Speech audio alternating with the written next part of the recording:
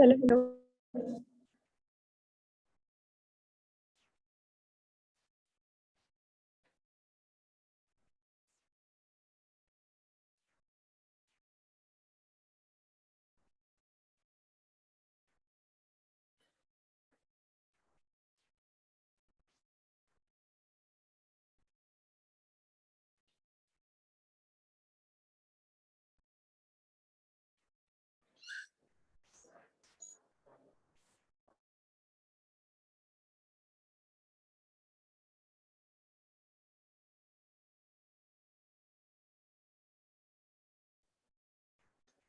अस्सलाम वालेकुम।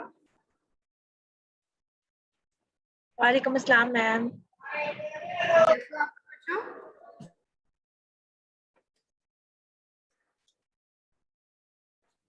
मैम आपकी आवाज बहुत स्लो आ रही है।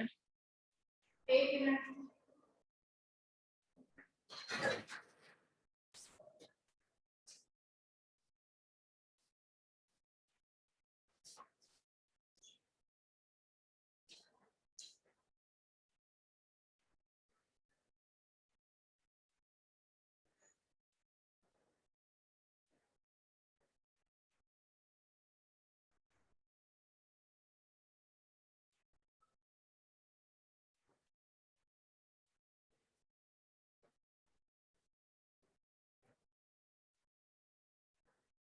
जी, आप लोगों का पेशेंट सेफ्टी का अभी हमारे पास टॉपिक 6 है, ठीक है, 6 लेक्चर है और इसको हम आज स्टार्ट करते हैं। लास्ट लेक्चर में हम लोगों ने क्या पढ़ा था, क्या ख्याल है?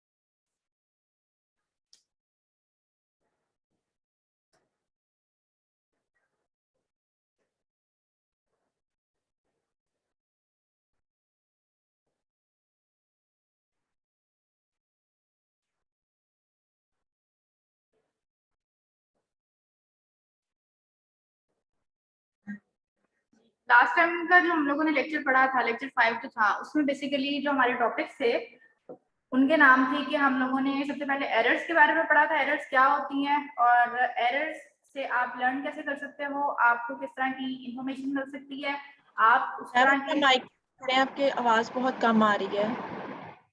एक मिनट।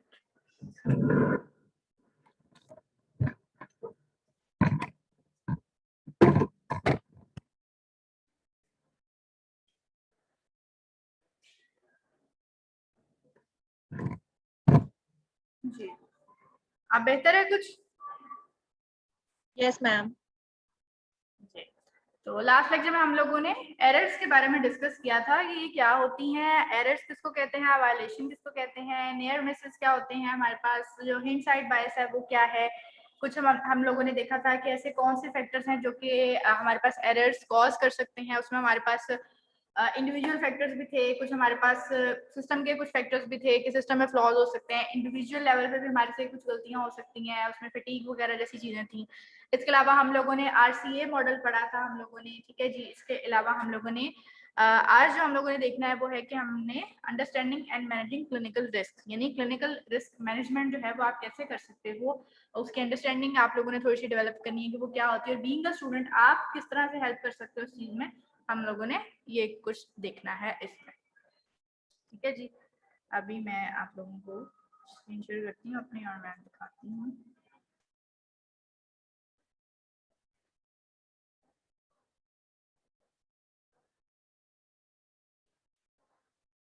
स्क्रीन शेयर हो रही है मेरी, नजर आ रहा है सबको?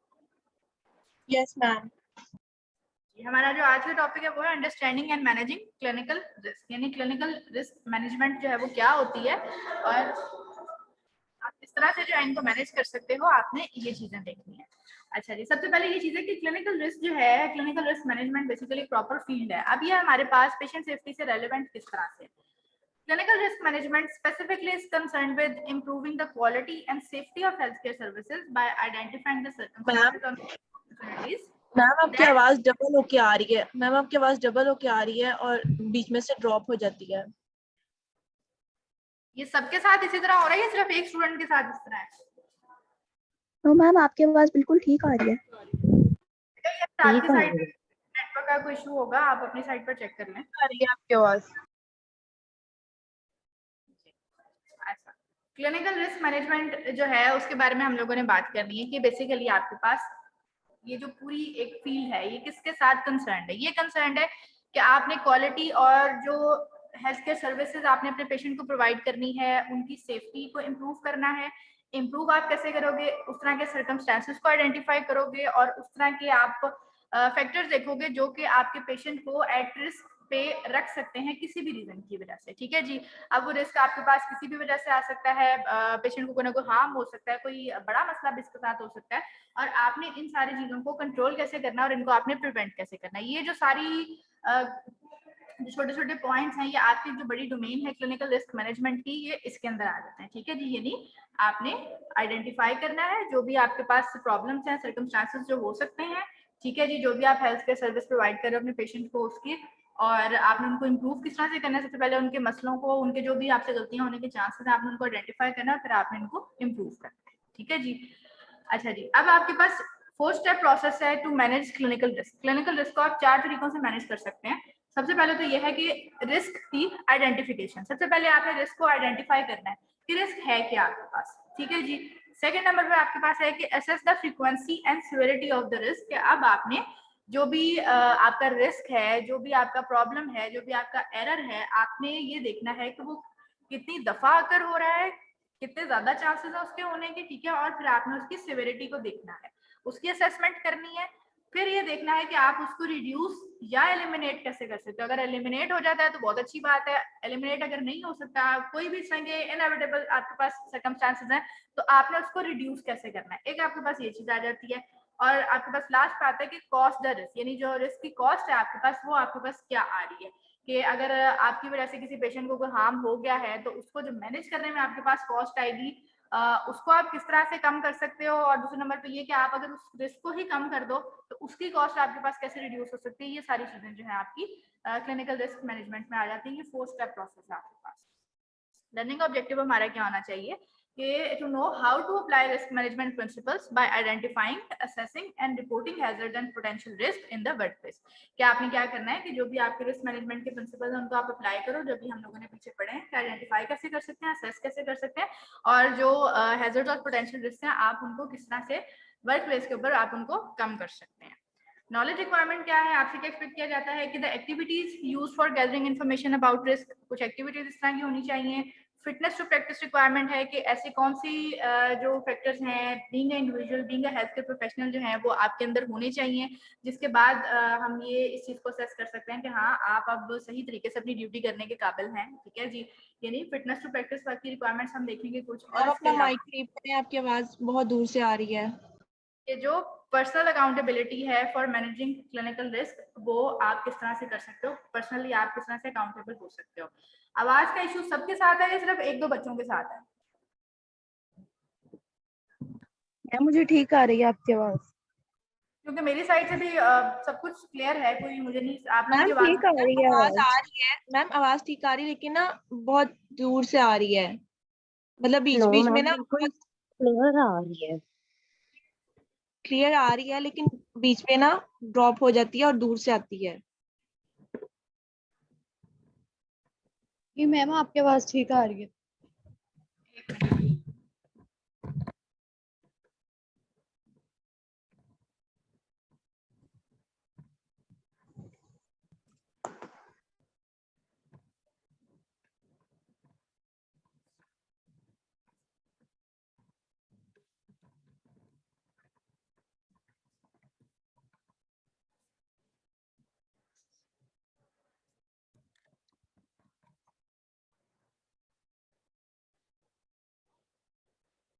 जी, अब देखते हैं किस तरह से आवाज आती है। नॉलेज रिक्वायरमेंट के बारे में मैंने आप लोगों को बता दिया है। अब बेहतर है आवाज थोड़ी सी? Yes ma'am. ठीक है जी। यस मैम, आप आइए थोड़ी सी। परफॉर्मेंस रिक्वायरमेंट क्या है? अब आप लोगों से एक्सपेक्ट क्या किया जाता है कि to know how to report known risk और हैजर्ड्स इन द वर्कप्लेस, कि आप को जो भी हैजर्ड्स हैं वर्कप्लेस के ऊपर, जो भी रिस्क और हैजर्ड्स हैं इस तरह के, आपको उनको रिपोर्ट करना आना चाहिए। Keep accurate and complete medical records, यानी जो भी आपके पास इस तरह के इंसिडेंट्स हो रहे हैं उनका रिकॉर्ड रखना, उसको देखना आना चाहिए। Self assess to reduce the risk of errors caused by inadequate knowledge and skills, आपने सेल्फ अकाउंटेबिलिटी रखनी है, सेल्फ असेसमेंट रखनी है कि जो रिस्क ऑफ एरर्स है इस तरह के जो भी आपके पास हो रहे हैं इनएडिक्वेट नॉलेज एंड स्किल्स की वजह से, यानी इंडिविजुअल की गलती की वजह से जो हो रहे हैं, उनके लिए सेल्फ अकाउंटेबिलिटी होनी चाहिए। Participate in meetings that discuss risk management and patient safety, इस तरह की मीटिंग में आप पार्टिसिपेट करें। अगर आप किसी भी ऐसे इन्वायरमेंट में जाते हैं, हेल्थ केयर सर्विसेज में जाते हैं, वहाँ पे उन हॉस्पिटल्स में अगर बहुत अच्छी सेटिंग है तो वहाँ पे जो है वो काफ़ी रेगुलरली जो है वो इस तरह की मीटिंग्स जो है वो रखी जाती हैं, इस तरह की कुछ वर्कशॉप्स रखी जाती हैं जिसमें इस तरह की ट्रेनिंग्स दी जाती हैं। तो अगर आप इस तरह किसी इन्वायरमेंट में काम करें तो उस तरह की मीटिंग्स को भी आप लाजमी अटेंड करें, जहाँ पे रिस्क मैनेजमेंट से रिलेटेड जो है वो कुछ इन्फॉर्मेशन दी जाए, पेशेंट सेफ्टी से रिलेटेड गाइड किया जाए। इसके अलावा यह है कि respond appropriately to patients and families after an adverse event, कि आपको जो है ये जो सारा, अब अगर कोई जिस हो भी जाता है, कोई तरह का हार्म पेशेंट को हो भी जाता है, तो उसके बाद आपने उसको कैसे डील करना है पेशेंट के साथ, उसकी उनकी फैमिलीज के साथ, किसी भी एडवर्स इवेंट के बाद, ये चीजें आप लोगों को आनी चाहिए। ठीक है जी। इसके अलावा रिस्पॉन्ड अप्रोप्रिएटली टू कंप्लेंट्स, यानी जो भी कंप्लेंट्स अब पेशेंट्स की होंगी तो उनको आपने अच्छे तरीके से रिस्पॉन्ड करना है। अच्छा जी, अब हमारे पास चीज आती है कि क्लिनिकल रिस्क मैनेजमेंट की एक्टिविटीज क्या हो सकती हैं। ठीक है जी। एक्टिविटीज में अब हमने ये देखना है कि क्या क्या ऐसे आप काम कर सकते हैं जिनसे आप जो क्लिनिकल रिस्क मैनेजमेंट का आपका जो गोल है वो अचीव कर सकते हैं। ठीक है, गोल हमारा यही है कि हमें सबसे पहले एडवर्स इवेंट्स का पता हो, उनको हम आइडेंटिफाई करें, फिर उनकी असेसमेंट करें और उसके बाद उनको रिड्यूस या एलिमिनेट कर सकते हैं। ठीक है जी। अब सबसे पहले ये कि आपने उनको आइडेंटिफाई करना है। आइडेंटिफिकेशन के लिए अब आपके पास कुछ चीजें जो है वो क्या होनी चाहिए, उसमें से अब आपके पास एक चीज आती है कि इंसिडेंट मॉनिटरिंग, के जो भी आपके पास इस तरह के कोई भी अनफॉर्चुनेट किस्म के इवेंट्स हो गए हैं, आपने उनकी मॉनिटरिंग करनी है, आपने उनको देखना है, आपको पता होना चाहिए, उनकी प्रॉपर रिपोर्टिंग होनी चाहिए। सेकंड नंबर पे सेंटिनल इवेंट्स आते हैं। सेंटिनल इवेंट्स क्या है? सेंटिनल इवेंट्स इसी तरह का बेसिकली कोई भी एक हार्मफुल किस्म का इवेंट होता है, अनफॉर्चुनेट इवेंट होता है, ये इसको नहीं होना चाहिए, बहुत खतरनाक होता है इसमें, यानी कि काफी कुछ आ जाते हैं, पेशेंट फॉल आ जाते हैं, पेशेंट डेथ्स आ जाती है, यानी इस तरह के इवेंट्स हैं जिनको हर सूरत में नहीं होना चाहिए। सेंटिनल इवेंट्स उस तरह के इवेंट्स होते हैं। फिर यह है कि the role of complaints in improving care, यानी कि आप जो भी आप पेशेंट की कंप्लेंट्स है, हमारे यहाँ पे क्या होता है कि अगर कोई बंदा कंप्लेन करता है तो यूजुअली होता है कि वो अगर रिटर्न कंप्लेन है तो आपके पास एक प्रॉपर फाइल्स का एक खदा पड़ा होता है। ठीक है, रिटर्न कंप्लेन होगी तो उसी में आकर कहीं गुम हो जाएगी, यानी कोई बंदा उसके ऊपर एक्शन नहीं लेता। तो ये है कि केयर को इम्प्रूव करने के लिए, स्पेशली हेल्थ केयर को इम्प्रूव करने के लिए जो कंप्लेंट्स का रोल है वो बहुत ज्यादा इंपॉर्टेंट है। इंपॉर्टेंट इस तरह से है, अगर कोई पेशेंट जो है या पेशेंट का कोई फैमिली मेंबर है, अगर वो किसी चीज से रिलेटेड कंप्लेन कर रहा है, वो कंप्लेन आप क्यों करते हो? कंप्लेन बेसिकली किस लिए की जाती है कि आप किसी भी जो भी आप किसी भी सेटिंग में आप हो, वहाँ के उनके एनवायरनमेंट से, उनके काम से, जो सर्विसेज आपको प्रोवाइड की जा रही हैं, आप उनसे सेटिस्फाइड नहीं हो। ठीक है जी। ये जो डिससेटिस्फेक्शन वाला जो फैक्टर होता है, यही आपका जो है वो कंप्लेंट्स का कॉज बनता है। आप लोग अब यहाँ पे भी कंप्लेन करते हो, अपने डिपार्टमेंट में भी कंप्लेन करते हो, तो तब उसी के रिजल्ट में करते हो कि आप जो है वो सेटिस्फाई नहीं हो रहे कि जो है वो आपका काम इस तरह से नहीं हो रहा, आपका काम इस तरह से होना चाहिए था, वो किसी ने इस तरह से किया नहीं है। ठीक है जी। तो जो डिससेटिस्फेक्शन होती है, ये जो है ये एंड पे आपके पास कंप्लेंट्स का कॉज बनती है। और जब कंप्लेन जब आ जाती है तो उसको रिस्पॉन्ड करना, उसके ऊपर एक्शन लेना आना चाहिए। आना इस तरह से चाहिए, इस तरह नहीं है कि आप जो है वो डायरेक्ट जाके ब्लेम गेम स्टार्ट कर दें या कुछ भी इस तरह का सीन शुरू कर दें, ये चीज बिल्कुल गलत है। कंप्लेन है, उसके सारे फैक्टर्स को आइडेंटिफाई करें, वही वाली चीज है कि आपने जो भी आपके रिस्क और इस तरह के आपने पहले उनको आइडेंटिफाई करना है, फिर उसकी असेसमेंट करनी है कि ये कंप्लेन किस लेवल पे है, आइदर ये एक सिस्टम्स लेवल पर है, एक बड़े लेवल पर है, या ये इंडिविजुअल लेवल पर है, उसको आपने देखना है। ठीक है जी।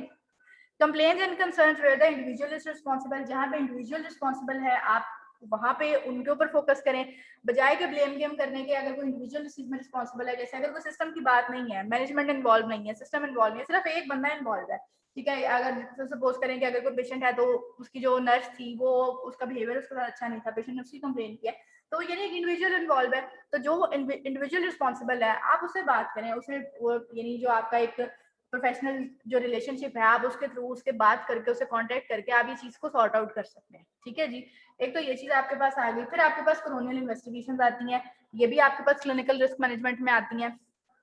कोरोनियल इन्वेस्टिगेशन बेसिकली ये होता है कि कुछ कंट्रीज में जो है कॉज ऑफ डेथ को डिटरमिन करने के लिए जो है वो एक स्पेसिफिक लोग होते हैं, बंदे होते हैं, क्वालिफाइड होते हैं, उनको कोरोनर्स कहा जाता है।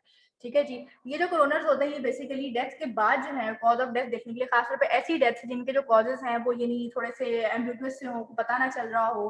ठीक है जी, यानी कोई अगर सपोज करेंगे जैसे कोई मर्डर केसेस हो सकते हैं, ये मतलब यानी कि नेचुरल कॉजेज से जो डेथ नहीं होती, अननेचुरल कॉज से जो डेथ होती है उनको देखने के लिए जो वो कोरोनियल इन्वेस्टिगेशंस की जाती हैं। ठीक है जी, और ये जो है ये बेसिकली रिपोर्ट इन्होंने करना होता है यूजुअली जुडिशियल सिस्टम में।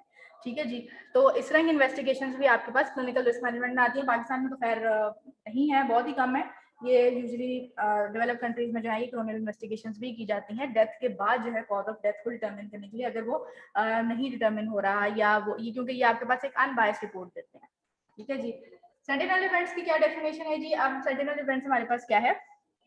Unexpected occurrence involving death or serious physical or psychological injury and includes any process variation for which a recurrence would carry a significant chance of serious adverse outcome। यानी अब आपके पास क्या है कि कोई भी ऐसा अनएक्सपेक्टेड अकरेंस हो गई है जो काफी सीरियस है, यानी डेथ उसमें हो सकती है या कोई भी सीरियस फिजिकल या मेंटल इंजरी है। ठीक है जी, जो आपके पास हो गई है और इसमें आपके पास इस तरह के यानी चांसेस आ सकते हैं कि वो इसके बाद जो भी आपके पास आउटकम्स होंगे वो काफी एडवर्स होंगे, तो उनको जो है वो अवॉइड करना आना चाहिए। सेंटिनल इवेंट्स में उसकी डेफिनेशन है जी, डेफिनेशन जो है वो जॉइंट कमीशन की तरफ से, टीजीसी की तरफ से है कि as any unanticipated event in health care setting resulting in death और सीरियस फिजिकल और psychological injury to a patient और patients not related to natural course of the patient's illness. यानी कि ये पेशेंट की इलनेस की वजह से नहीं है, उसकी नेचुरल कॉजेस की वजह से नहीं है। Sentinel events specifically include loss of a limb or gross motor function and any event for which a recurrence would carry a risk of serious adverse outcome। यानी कि इसमें वो चीजें आ सकती हैं जैसे loss of limb या gross motor function का जो loss हो सकता है। Sentinel events are identified under TGC accreditation policy to help aid in root cause analysis and to assist in development of preventive measures। यानी कि बेसिकली जो root cause analysis का हम लोगों ने लास्ट टाइम एक जो है वो टर्म पढ़ी थी और इसके बारे में हम थोड़ी डिटेल देखी थी, एक आरसीए मॉडल था हमारे पास।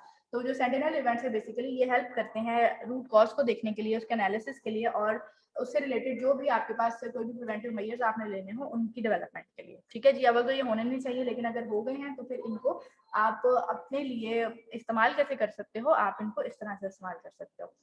The Joint Commission tracks event in a database to ensure events are adequately analyzed and undesirable trends or decrease in performance are caught early and mitigated। यानी बेसिकली जॉइंट कमीशन जो है ये international commission है, इसका basically क्या काम है, किसने इस तरह के जो सारे इवेंट्स हैं इनका एक अपने पास रिकॉर्ड रखना है। ठीक है जी, उनका ट्रैक रखना है और बेसिकली उनके ट्रेंड्स को फॉलो करना है और ये सारा जो भी एडवर्स आउटकम्स है उनको रिड्यूस करने की तरफ काम करना है। ठीक है जी, कंप्लेंट्स क्या है? कंप्लेंट्स का आपके पास हेल्पफुल कैसे हो सकती है कि they assist in maintaining standards. Basically वही बात है कि कंप्लेंट्स आपके पास कब की जाती है, जब आपका जो भी पेशेंट है या जो भी आपके पास, आप अगर हेल्थ केयर की नहीं भी बात करते, अगर आप किसी और सिस्टम की बात कर ले, तो किसी वर्क प्लेस की बात कर रहे, तो वहां पे भी अगर कंप्लेंट्स आ रही है तो उस वजह से आ रही है कि कोई ना कोई डिससेटिस्फेक्शन है आपके पेशेंट को है या आपके जो भी कस्टमर है उसको है। ठीक है जी, तो अगर आप उन कंप्लेंट्स को फॉलो करते रहेंगे, यानी वो कंप्लेंट्स आपको यही बता रही हैं कि आपका जो प्रोसेस है वो स्मूथली नहीं चल रहा, अगर आप उन कंप्लेंट्स को फॉलो करेंगे, आप उनके हिसाब से काम करेंगे, उनके ऊपर कोई ना कोई एक्शन लेंगे, तो आपका जो एक इन्वायरमेंट है उसका स्टैंडर्ड मेंटेन होगा। ठीक है जी, आपकी रेप्यूट उस तरह से बनेगी कि अच्छा ठीक है इन्होंने कंप्लेंट्स के ऊपर काम करके अपना सिस्टम इंप्रूव किया है। तो आपके पास कंप्लेंट्स हेल्पफुल कैसे हैं कि they assist in maintaining standards. फिर आपके पास कंप्लेंट्स क्या करती हैं कि they reduce the frequency of litigation. यानी लिटिगेशन बेसिकली आपके पास कोई भी लॉ सूट्स वगैरह जो पाकिस्तान में तो खैर इस तरह के चांसेस नहीं होते, मतलब यहाँ पे लोग हॉस्पिटल्स को या डॉक्टर्स वगैरह के ऊपर मुकदमे जो बहुत कम करते हैं, लेकिन इंटरनेशनली ये चीज बहुत देखी गई है कि किसी भी छोटे से छोटे इस तरह के एरर के ऊपर या एडवर्स आउटकम के ऊपर जो है जाके पेशेंट्स जो है वो किसी भी हॉस्पिटल के ऊपर या किसी भी इंडिविजुअल डॉक्टर के ऊपर भी, फिजिशियन के ऊपर भी लॉ सूट कर देते हैं, वो उसको सू कर देते हैं। अब कई मिलियन डॉलर्स के जो है लोगों ने मुकदमे जीते भी हैं। ठीक है जी, तो बेसिकली आपके पास कंप्लेंट्स का जो रोल है वो ये है कि ये आपके पास लिटिगेशन की फ्रीक्वेंसी को कम कर देते हैं। They help maintain trust in the profession. जो भी आपका प्रोफेशन है उसमें ट्रस्ट मेंटेन करने में हेल्प करते हैं। ठीक है, ये ट्रस्ट इसी तरह मेंटेन होगा कि आपका अपने पेशेंट के साथ भी और जो आपका जो भी यानी आपका कस्टमर भी इवन होगा किसी और सेटिंग में भी, तो वो भी उसका ट्रस्ट डेवलप होगा आपके ऊपर भी और आपके सिस्टम के ऊपर भी कि चलो इन्होंने मेरी बात सुन के मेरी चीज को अंडरस्टैंड करके जो है कोई ना कोई एक्शन लिया उसको। फिर आपके पास ये है कि कंप्लेंट्स एनकरेज सेल्फ असेसमेंट में हेल्प मिलती है, आपको पता चलता है कि किस जगह पे आप गलत हैं, आपका सिस्टम गलत है, ठीक है जी, उसमें हेल्प मिलती है। फिर दे प्रोटेक्ट द पब्लिक, यानी अगर आप उनके ऊपर काम करके कोई एक्शन लेके कोई भी इस तरह का हार्म जो पेशेंट को हो सकता है, कोई भी प्रिवेंटिव मेजर्स लेते हैं, तो उस तरह से आप बाकी लोगों को भी उससे जो है वो बचा रहे हैं। तो इस तरह से कंप्लेंट्स आपके पास हेल्पफुल भी साबित होती हैं पब्लिक प्रोटेक्शन में भी।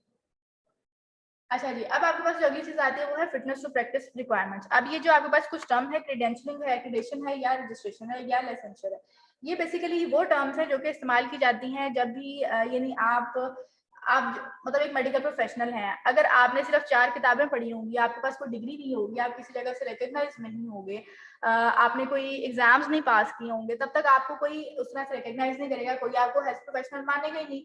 तो क्रेडेंशियलिंग का प्रोसेस भी, एक्रीडेशन का प्रोसेस भी, रजिस्ट्रेशन का प्रोसेस भी बेसिकली ये उन्हीं के लिए होता है कि आपने तो सबसे पहले तो ये कि अपनी डिग्री अचीव करनी है, यानी आपने कुछ एग्जाम्स पास करने हैं, कुछ आवर्स पूरे करने हैं, क्लिनिकल आवर्स है, वर्किंग आवर्स है, उसके बाद आपको एक डिग्री दी जाती है, ठीक है जी।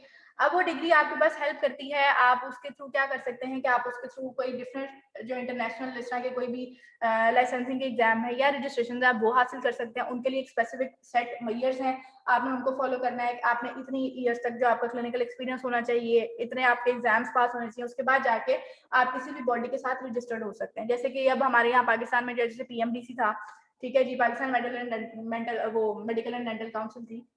इसके अलावा इंटरनेशनली भी जो है, अब अगर यूएई वाली साइड पे गया तो दुबई हेल्थ अथॉरिटी है, DHA है। इसके अलावा आप यानी अमेरिका में, इंग्लैंड में, हर जगह पे हर जो कंट्री है उनकी अपनी जो है वो एक इस तरह की कोई ना कोई मेडिकल की हायर अथॉरिटी है जो कि जो भी हेल्थ प्रोफेशनल्स है उनको रिकग्नाइज करती है, ठीक है, उनको रजिस्टर करती है अपने पास, उनको रजिस्ट्रेशन देती है। रजिस्ट्रेशन जो है वो कुछ सालों बाद जो है वो रिन्यू भी हो जाती है, जो भी उनका एक प्रोसेस होता है।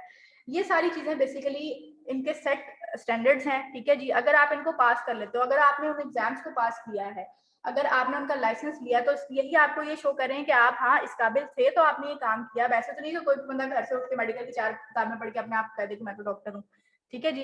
तो बेसिकली ये रिक्वायरमेंट जो क्रेडेंशियलिंग का प्रोसेस है, एक्रीडेशन का है, रजिस्ट्रेशन का है, ये प्रोसेस बेसिकली आपके पास फिटनेस टू प्रैक्टिस रिक्वायरमेंट्स में आते हैं। ये चीजें बेसिकली आपके पास शो करती हैं कि आप जो है वो काम करने के being a health professional, medical professional, जो काम करने के काबिल भी हैं या नहीं है, ठीक है जी। तो ये चीजें आती है। इनकी डेफिनेशन जो है मैं इसके नोट्स में मेंशन कर दूंगी, तो आप इनकी डेफिनेशन को एक दफा देख लीजिएगा, क्रेडेंशियलिंग की, एक्रीडेशन की और रजिस्ट्रेशन की। इसके अलावा professional development and self assessment है जी, ये यानी हम लोगों ने इससे पहले वाले लेक्चर्स में भी डिस्कस किया हुआ है कि role of fatigue and fitness to practise, कि आप यानी अगर बीइंग अ हेल्थ प्रोफेशनल, अगर आप फटीग का रोल आपके ऊपर ज्यादा है, हम लोगों ने लास्ट लेक्चर में भी डिस्कस किया था कि आपका अपनी जो है फिजिकल हेल्थ भी और मेंटल हेल्थ भी ठीक होनी बहुत जरूरी है, ताकि अगर आप खुद ठीक होंगे तब आप अगले बंदों की कोई ना कोई हेल्प कर सकेंगे बीइंग अ हेल्थ प्रोफेशनल, ठीक है जी। इसके अलावा ये है कि stress and mental health problem, वही बात है कि आपको मेंटली और फिजिकली फिट होना पड़ेगा और होना चाहिए, उसके बाद ही आप जाके अपनी भी प्रोफेशनल डेवलपमेंट कर सकते हैं, ठीक है जी। और इसके अलावा जाके आप जो पेशेंट सेफ्टी वाला जो हमारा गोल है आप उसको अचीव कर सकते हैं। इसके अलावा वर्किंग एनवायरनमेंट और ऑर्गेनाइजेशन आपकी अच्छी होनी चाहिए, ठीक होनी चाहिए, उसको मेंटेन रखना भी आपकी जिम्मेदारी है। फिर सुपरविजन है, कम्युनिकेशन है। सुपरविजन से मुराद ये है कि आपका जो सुपरवाइजर है वो अच्छा होना चाहिए, आप जिसके सुपरविजन में काम कर रहे हैं, आप कुछ सीख रहे हैं, ऐसा नहीं है कि आप जाके अपना टाइम वेस्ट कर रहे हैं, अगले का भी टाइम वेस्ट कर रहे हैं। ये चीजें भी बहुत काउंट करती हैं प्रोफेशनल डेवलपमेंट में। और कम्युनिकेशन, आपकी कम्युनिकेशन स्किल्स भी किस तरह की होनी चाहिए, ये चीजें भी सारी इसमें आ जाती हैं, ठीक है जी। ये आपका आज का लेक्चर था, बहुत छोटा सा लेक्चर है। मैम ये सारी जो पॉइंट्स हैं ये सारे डॉक्टर खुद देखेगा असेसमेंट में? सॉरी क्या कह रही हैं आप, मुझे समझ नहीं आया आपकी बात। मैम सेल्फ असेसमेंट में जो डॉक्टर है वो सारे पॉइंट्स खुद देखेगा ना? क्या मतलब सेल्फ असेसमेंट में? हाँ सेल्फ असेसमेंट, अच्छा आप ये पूछ रहे हो, ठीक है। सेल्फ असेसमेंट में हाँ ऐसे ही है, सेल्फ असेसमेंट बेसिकली आपके पास एक अकाउंटेबिलिटी है ना, ठीक है जी। अकाउंटेबिलिटी ये है कि आपको अपने बारे में पता होना चाहिए कि आप फटीग्ड नहीं हो, अब आप थके हुए नहीं हो, अगर आप हो तो आप अपना जो भी आपका काम है आप रेस्ट करो, अपनी यानी ठीक होकर उसके बाद जाके आपको काम करो। तो ये चीजें आपके सेल्फ असेसमेंट में आ जाती है ना, आपको अपने बारे में पता, कोई बंदा बाहर से आके तो नहीं ना आपको कहेगा यार आप थके हुए हो, आपको अपने बारे में खुद पता होना चाहिए, ठीक है। तो ये चीजें आपके सेल्फ असेसमेंट में आ जाती है। जो भी अगर आपको कोई मेंटल हेल्थ प्रॉब्लम्स हैं, कोई भी स्ट्रेस है, वो चीजें भी आप खुद अपने बारे में ज्यादा अच्छे तरीके से आइडेंटिफाई कर सकते हो एज कम्पेयर टू बाहर का बंदा आपको बताएगा, ठीक है जी। तो ये चीज है। इसके अलावा सुपरविजन भी ये है कि ये चीजें सारी बेसिकली आपके जो आपके कंट्रोल में है, जो आप खुद कर सकते हो। सुपरविजन वाला काम ये है कि यानी जो आपका सुपरवाइजर है, आप उसके अंदर काम कर रहे हो, सीखना आपने है उससे तो चलो आपको सिखाना ही है, लेकिन उसके अंदर से चीजें निकलवाना भी आपका काम है। ठीक है, तो ये भी आपकी सेल्फ असेसमेंट में आती है। ठीक है जी। जी, छोटा सा टॉपिक था, इसमें कोई ऐसा चीज को बहुत ज्यादा जो है वो मुश्किल पॉइंट्स कुछ भी नहीं है, आसान है सारा कुछ, सारी चीजें हम बेसिकली सारा कुछ देख चुके हैं। सिर्फ इसमें जो क्लिनिकल रिस्क मैनेजमेंट की यही समझने की डेफिनेशन है और उसको आप पेशेंट सेफ्टी के लिए कैसे इस्तेमाल कर सकते हैं, ये चीज है इसमें। ठीक है जी। तो बस इससे रिलेटेड कोई क्वेश्चन है तो आप लोग पूछ लें। मैम ये इंसिडेंट मॉनिटरिंग और क्रोनोलियल इन्वेस्टिगेशन इसका बता दें। एक मिनट।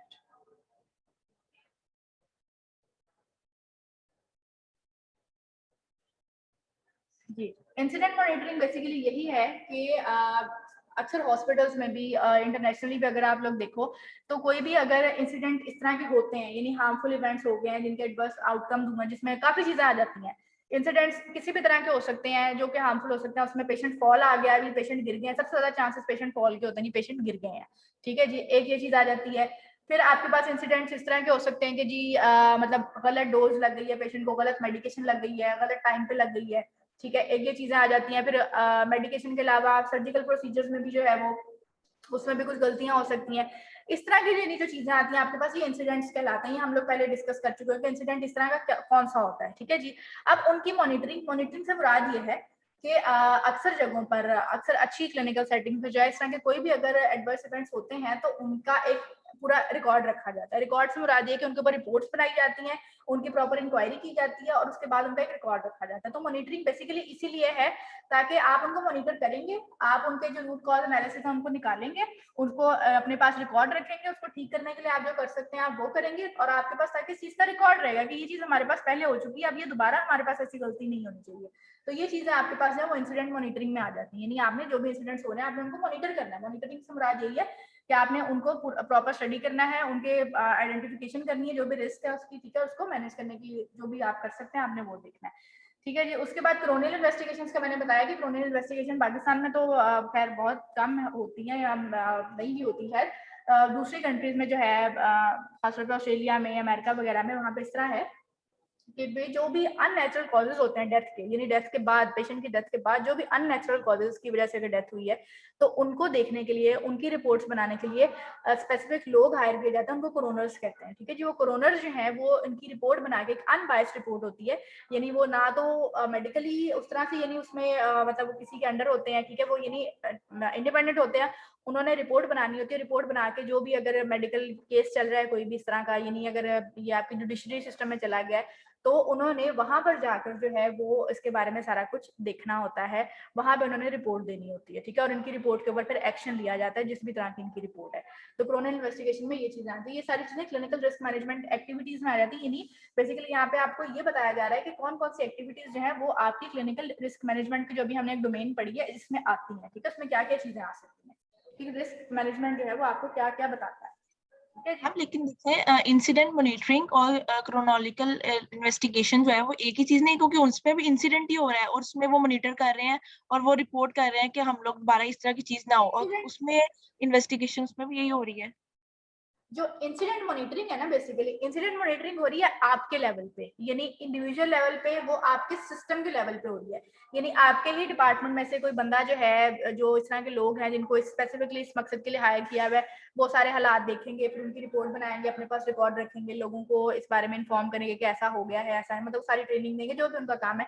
इंसिडेंट मॉनिटरिंग में बेसिकली ये चीज आ जाती है। क्रोनियल इन्वेस्टिगेशन का मैंने बताया कि ये हमारे पास कॉज ऑफ डेथ को देखने के लिए बाहर से लोग हायर किए जाते हैं। ठीक है, खासतौर पर उन पेशेंट्स के ऊपर, यानी जिनके यानी ये चीजें आपकी थोड़ी सी जो है वो चली जाती है जुडिशरी सिस्टम की तरफ भी, यानी जिन कोई लीगल केसेस अगर चल रहे हो उनकी तरफ भी चली जाती है कि पेशेंट की जो डेथ है वो अननोन कॉजेज की वजह से हुई है, अननेचुरल कॉजेज की वजह से पेशेंट की डेथ हुई है। तो उन कॉजेज को देखना और उसके बाद उनकी रिपोर्ट बना के, वो रिपोर्ट भी हायर लेवल पे करते हैं, वो यानी आपके सिस्टम से बाहर निकल आती है, अनबायस्ड रिपोर्ट देते हैं। या आपके हॉस्पिटल का या आपके सिस्टम का पार्ट नहीं होते जो कोरोनर्स होते हैं। ठीक है, इन्होंने सिर्फ इन्वेस्टिगेशन करनी होती है। ये समझ ले जैसे अगर जैसे हम सीआईडी वगैरह नहीं देखते थे, तो उसमें यानी इस तरह के लोग जो इन्वेस्टिगेशन करते थे प्रॉपर के भी क्या सारा सीन है, उसके बाद उसकी रिपोर्ट बना के यस मैम। होती है। ये नहीं, कोरोनर्स का बेसिकली वो काम होता है, ठीक है। ये नहीं आपके सिस्टम का पार्ट नहीं होता, लेकिन इन्होंने आपके सिस्टम में घुस के उसकी पूरी इन्वेस्टिगेशन करनी होती है और उसके बाद रिपोर्ट जो उन्होंने हायर अथॉरिटी में, या तो आपकी हॉस्पिटल की हायर अथॉरिटी में, या फिर उन्होंने आपके जो जुडिशरी सिस्टम है उन्होंने वहां पर देनी होती है, ठीक है। ये डिफरेंस है इन दोनों में। Okay ma'am, thank you ma'am. ठीक है जी, कोई और क्वेश्चन किसी के से रिलेटेड? No ma'am. ठीक है जी, इसको आप लोग पढ़ लीजिएगा। लास्ट वाले लेक्चर भी अभी तो खैर आप लोगों के मिड्स चल रहे हैं, और लेकिन ये कि मिड्स जब आप लोगों के स्टार्ट हो जाएंगे उसके बाद भी फाइनल्स में तो आप लोगों को पता ही किसका एग्जाम होगा, ठीक है जी। मैम हमारे मिड्स में क्लास होगी? Okay ma'am. मिड्स की क्लास का अभी तक कोई इन्फॉर्म नहीं किया गया, पता चल जाएगा तो मैं एक ईमेल कर दूंगी, ठीक है, कि अगर क्लास होनी हुई या ना होनी हुई, ठीक है। तो मैम अभी लेकिन ऑनलाइन ही होगी ना, कैंपस में तो नहीं होगी? नहीं नहीं, इनकी क्लासेस तो पेशेंट सेफ्टी ऑनलाइन ही होगी। Okay ma'am. ठीक है जी, चलें जी, अल्लाह हाफिज़, मीटिंग में एंड कर रही हूँ। मैम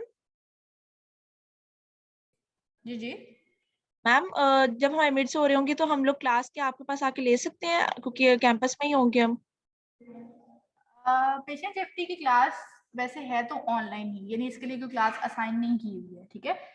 मैं इसके बारे में वैसे पूछ लूंगी कि आफ्टर मिड्स जो है कि अगर बच्चे आना चाहते हैं तो फिर हम कोई क्लास असाइन करके जो है वो छोटी क्लास रख लेते हैं, ठीक है। तो मैं फिर आपको इन्फॉर्म कर दूंगी, मिड्स आप लोग दे लें, उसके बाद ही ये नहीं होगी क्लास, ये अगर ऑन कैंपस भी होती है तो, ठीक है। Okay ma'am. अल्लाह हाफिज़।